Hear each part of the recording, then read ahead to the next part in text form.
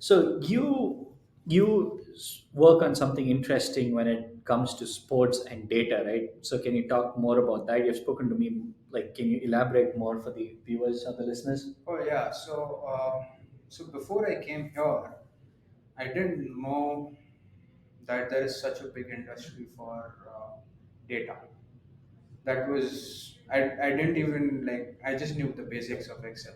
I didn't know that so much data exists in the. Data is the new gold. It's Yeah, new like the new yeah, oil, new new oil, oil. new Yeah, oil. That's yeah, what they say. yeah. And yeah, I've heard this word before, and then I was like, wait, I'm just missing out on something here because everybody who's on top, who's doing well, is working with something like this.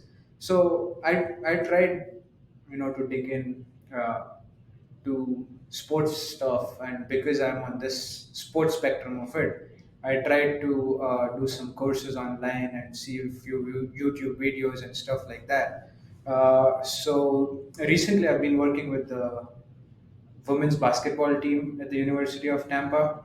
I think they just won all their games. They're still unbeaten in the Really? NCCA Division 2. So what we do is we have this catapult device. So they usually wear the device. It records like so many data points from your direction change to how fast you're running to your heart rate at every point of the game to let's say how many jumps you had in the game to what's your speed of running and how many times you're changing direction, what's your workload. So every sport has its specific workload, and it's capturing this data minute, not minute by minute, second by second. Hmm.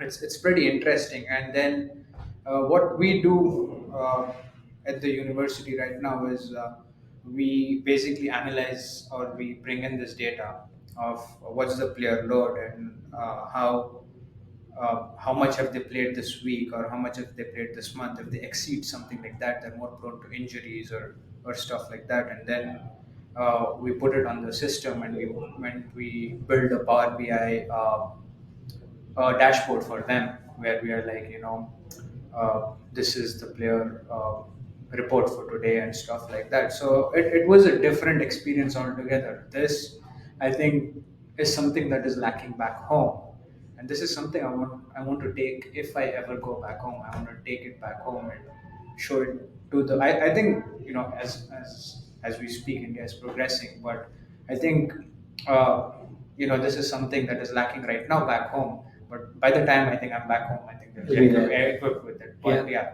Do people use this in cricket? Like when I think about it, like I think you put something in the bat and figure Uh-huh. out like the strokes and everything. Like, do people do something? No, they use it. They use it in cricket, not in the bat, but they do use it for the players. Like this World Cup, you could see on every Indian cricket player's back, there was a device.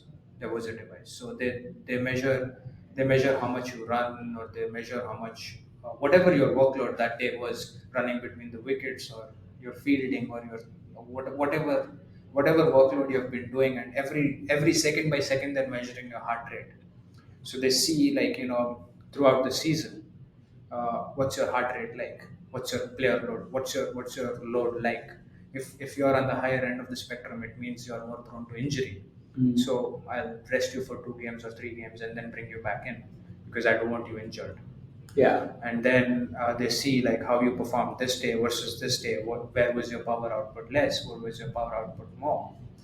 Are So it's these pretty interesting. equipments the catapult? Is it very expensive Yeah, it is expensive. It's like I think the one we have in our university is like it costs around $100,000. per catapult? No, not per catapult. I think the whole setup with the cloud and stuff like that. And I think they go by yearly basis and stuff like that. It's Oh pretty wow, expensive. It's pretty expensive to have it. And I think our university is the only university that uses it on student athletes right now. that's amazing. Yeah. So So do they use it only on basketball team or have they started using it? I know our baseball team is phenomenal. yeah, they. I'm not very sure if they use it on baseball, but right now we work with women's basketball and women's football.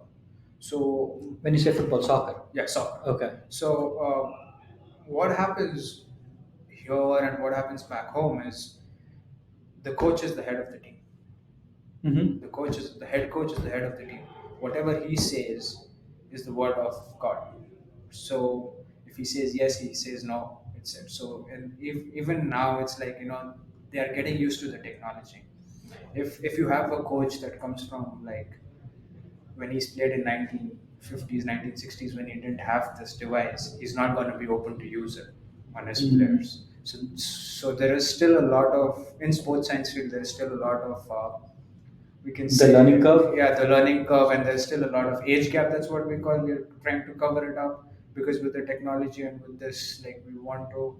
It depends on how we communicate to the coaches. How we put it up to the coaches, how it's going to be useful and why. So only then they agree on using it. So right now, I'm not very sure how many teams in our university use it, but we work with the women's soccer and women's basketball team right now. Interesting. Like you said, like data is everything, right? For me also, like I came here, I did my MBA, general MBA, not constant. I mean, I didn't pick like a specialization or anything. But what intrigued me was again, like you said, the data and also the movie Moneyball, where they pick the players based on the data. Yeah, on the data. They make the optimal team with the cheapest price, With the right? cheapest price, yeah. So that intrigued me to get into data analytics. Like I'm a data analyst by profession, so that got me into it to me as well.